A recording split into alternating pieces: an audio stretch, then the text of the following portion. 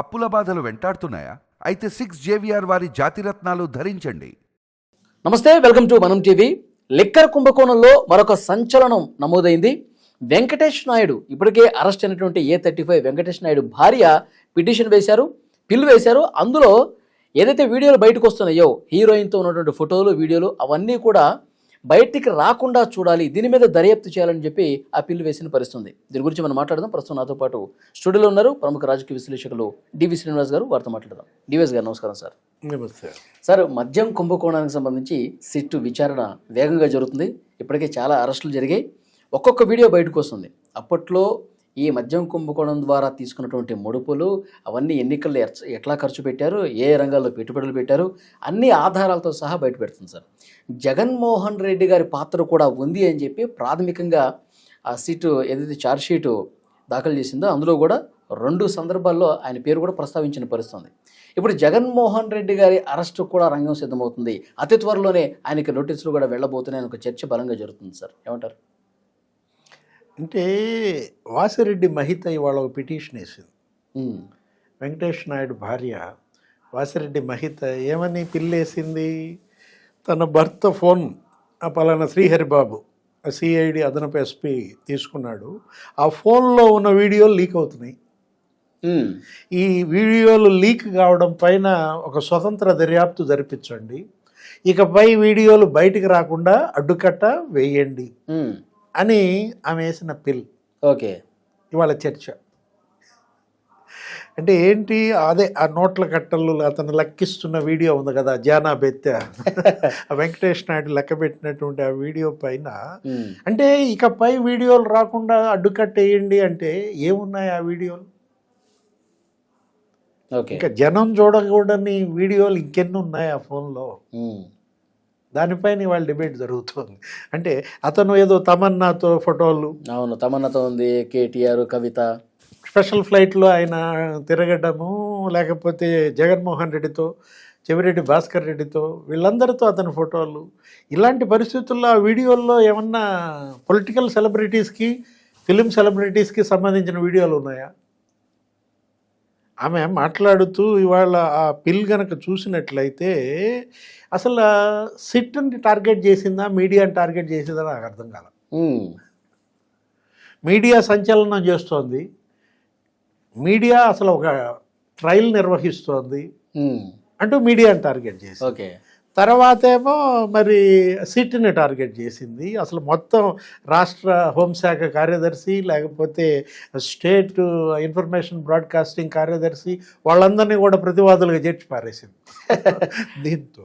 అంటే మొత్తానికి మాత్రం ఆ ఫోన్ చాలా కీలకంగా మారింది. గన్ జగన్ అన్నట్టున్నాడు, ఏది మీ ఫోనే మీ చేతిలో గన్ అన్నట్టు.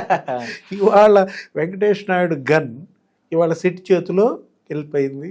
మరి ఆ గన్ నుంచి వచ్చే బుల్లెట్లు వీళ్ళు తట్టుకోలేకపోతున్నట్టు. ఓకే, ఆ బుల్లెట్లు జగన్ కూడా తగిలే అవకాశం ఉందంటారా? అంటే ఇవాళ మిథున్ రెడ్డి అరెస్ట్. అవును, మిథున్ రెడ్డి అరెస్ట్ ఎప్పుడైతే జరిగిందో అప్పటి నుంచి ఇక నిద్రలేని రాత్రులే. జగన్మోహన్ రెడ్డి మన ప్రెస్ మీట్ కూడా మనం చూసాం కదా, ఎలా ఉంది ఆయన ఫేస్? అవును, నిద్రపోతున్నాడా? నాకైతే ముఖం అంతా కందగడ్డలే. అంటే కలలేదు.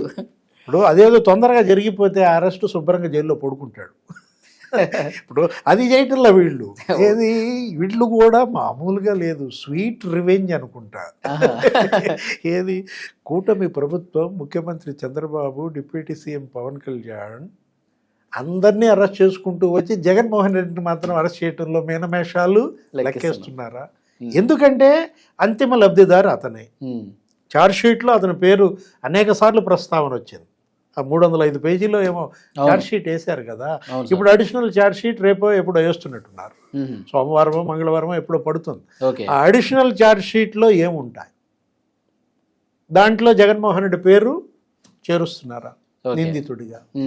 అతనికి నోటీసులు పంపిస్తున్నారా?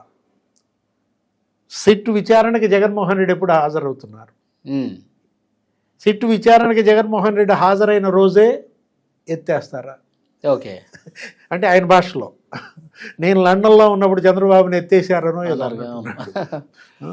మొన్న ఈయన సింగపూర్ వెళ్ళినప్పుడు కూడా అందరిలో అదే చర్చ. చంద్రబాబు ఆయన ఏదో ఇన్వెస్ట్మెంట్స్ వాటి కోసం సింగపూర్ వెళ్తే, అప్పుడు లండన్ వెళ్ళినప్పుడు ఇతన్ని ఎత్తారు, జగన్మోహన్ రెడ్డి వెళ్ళినప్పుడు, ఇప్పుడు ఈయన సింగపూర్ వెళ్ళినప్పుడు జగన్ ఎత్తుతారు అనుకున్నారు. మొత్తానికి వచ్చేసాడు ఆయన పర్యటన ముగించుకుని. మళ్ళీ ఇప్పుడప్పుడే విదేశీ పర్యటన ఏమి లేదు. అంటే ఒకటి, మద్యం ఇవాళ ఆ ముసుగులో వీళ్ళు అమ్మింది స్లో పాయిజన్. ఇది అవినీతి లేకపోతే ఆర్థిక నేరంగా కాదు చూడాల్సింది, ఇది హ్యూమన్ ట్రాజడీ, ఒక మానవ విషాదం. ఒక్క తూర్పుగోదావరి జిల్లాలో ఆ 5 ఏళ్లలో జగన్మోహన్ రెడ్డి పాలన 35-45 ఏళ్ల మధ్య వయసాళ్ళు ఈ మందు దాగి 7,000 మంది చచ్చిపోయారు. అయ్యో. ఒక్క తూర్పుగోదావరి జిల్లాలో 7,000 మంది చచ్చిపోయారంటే 13 ఉమ్మడి జిల్లాల్లో 13 ఏళ్ళు 91,000 మంది. అంటే 1,00,000 మంది పైన ఈ మందు వల్ల చనిపోయి ఉంటారని ఒక అంచనా. ఇది మనం చెప్తున్నది కాదు. ఎన్టీఆర్ వైద్య సేవ వాళ్ళ యొక్క మెడికల్ రిపోర్ట్స్, వాళ్ళ సెర్ప్, డిఆర్డిఏ కలిసి చేసినటువంటి మెడికల్ రిపోర్ట్స్ చూస్తుంటే 35 లక్షల మంది లివర్, కిడ్నీస్ దెబ్బతిన్నాయి. అవును. అంటే అది మద్యం కాదు, అదేంటి స్లో పాయిజన్. అవును. 1 కోటి కుటుంబాలు నాశనమైనవి అన్నదెవరు? మాణిక్యం ఠాగూర్ అన్నాడు. ఏఐసిసి సెక్రటరీ, ఎంపీ మాణిక్యం ఠాగూర్, కాంగ్రెస్ పార్టీ ఆయన, ఈ జగన్ లోభం మద్యం కుంభకోణం అని ఒక పెద్ద ట్వీట్ రాసి పారేశాడు. అవును సార్.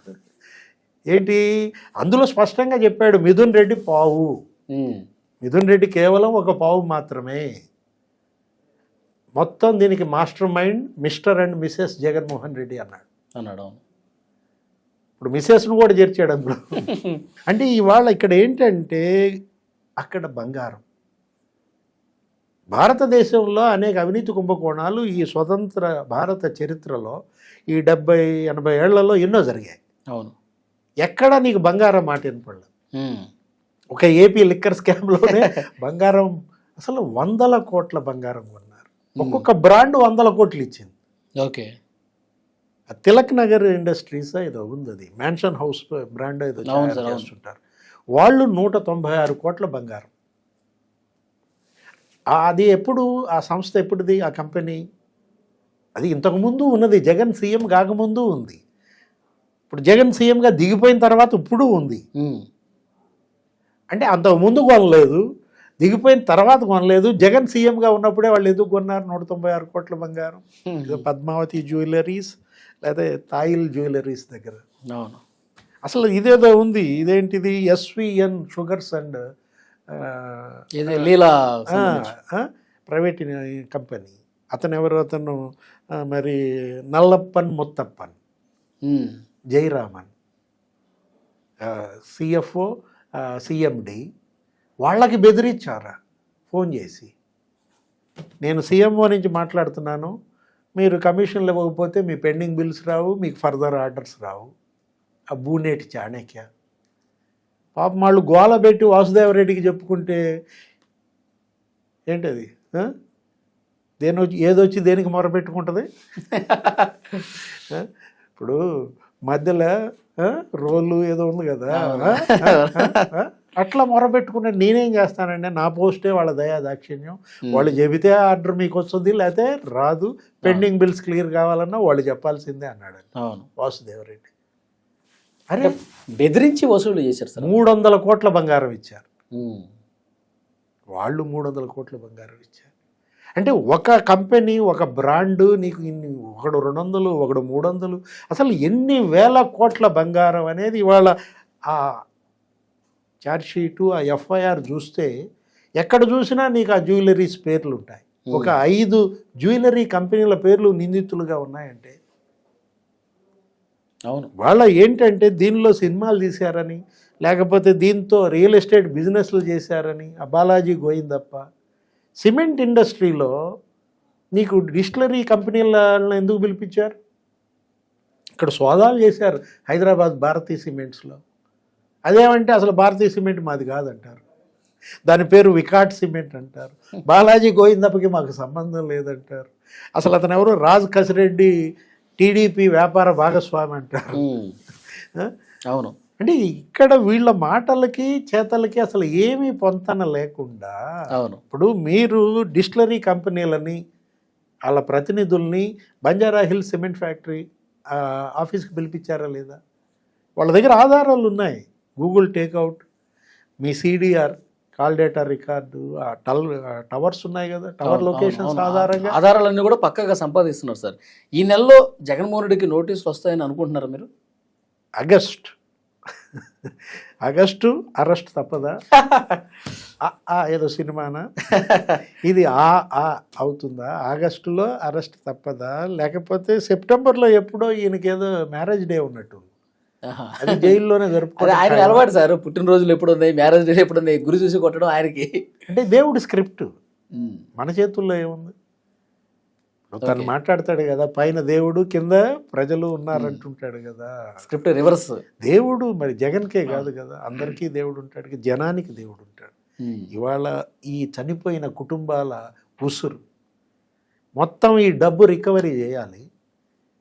ఇది 1,00,000 కోట్ల మద్యం అమ్మారంటున్నారు. దాని తయారీకి ఎంత అవుతుంది? 10,000 కోట్లు అయి ఉంటుంది.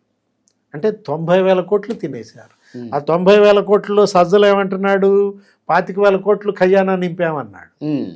తీసేయి, 90లో 25,000 కోట్లు తీసేయి, ఎంత ఉంది? ఇంకా 65,000 కోట్లు రికవరీ చేయాలి. మొత్తం ఆ డబ్బు అంతా, సినిమాలు తీసిన డబ్బు, రియల్ ఎస్టేట్లో డబ్బు, అక్కడెక్కడో 92 ఎకరాలు కొన్నాడంట కసిరెడ్డి రాజు, వాళ్ళ అత్తగారి పేరు మీద మరి కూతురు పేరు మీద. మొత్తం ఆ కొనుగోళ్లు చేసినటువంటి భూములు, బంగారం, ఇదంతా సీజ్ చేయాలి. ఇదంతా చనిపోయిన కుటుంబాల సంక్షేమం కోసం వినియోగించాలి. Thank you very much sir.